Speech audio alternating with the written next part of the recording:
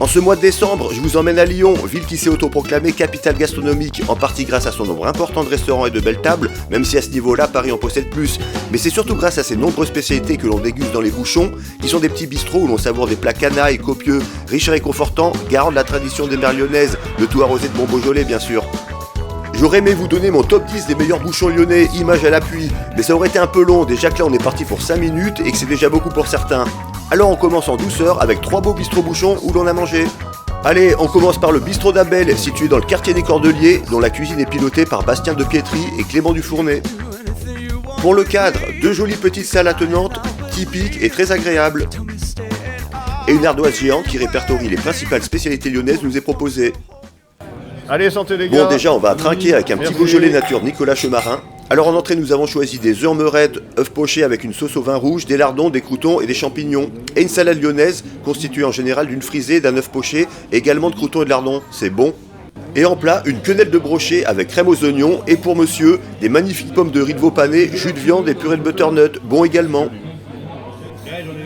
Allez, ensuite un demi-Saint-Marcelin de la mer Richard avec une petite salade aux noix. Perso, je suis fan. Les desserts sont bien. Un délicieux chou façon Paris-Brest avec noisettes caramélisées et un crémeux chocolat de Tanzanie, cacahuètes et caramel pour Nico. Très bon. Messieurs, est-ce que vous reviendrez? Ouais, il y a quand même beaucoup de Potentiel? potentiel sur les plats, surtout les entrées, on n'est pas sûr. Okay. Et toi?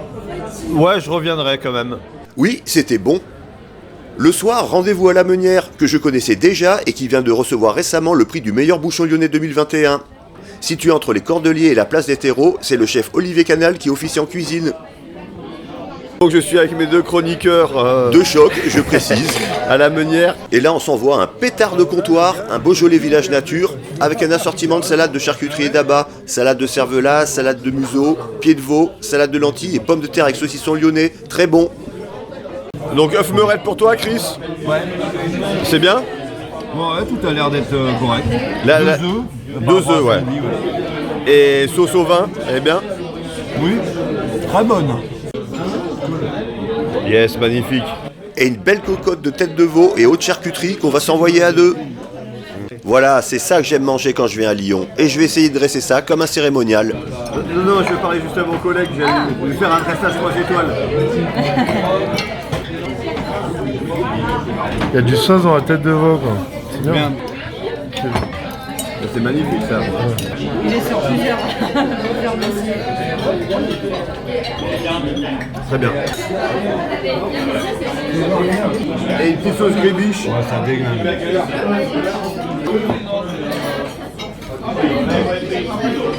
Bravo. Alors je vous dis que ça, c'est une part de paradis qu'on aura en moins quand on sera mort.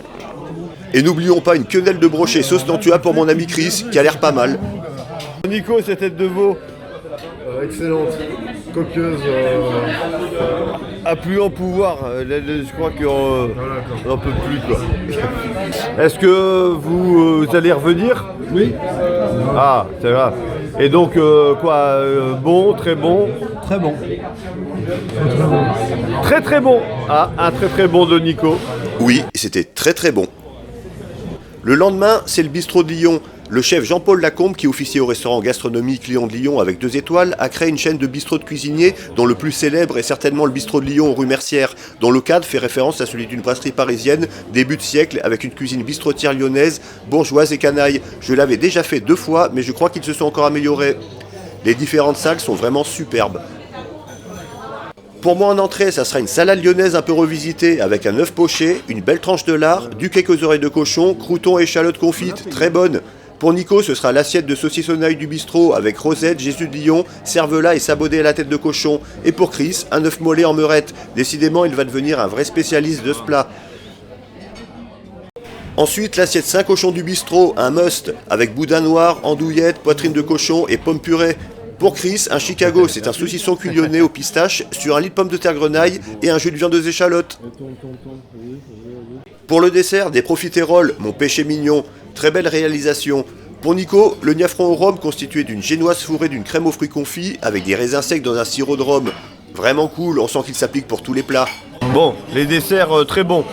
Ouais. Très bon aussi sur l'ensemble du menu. Moi j'ai envie de dire un très bon. En résumé, le bistrot de Lyon, une valeur sûre, vous pouvez y aller. Voilà, j'espère que ça vous a plu et dites-vous que je suis loin d'avoir dit mon dernier mot sur Lyon. À bientôt.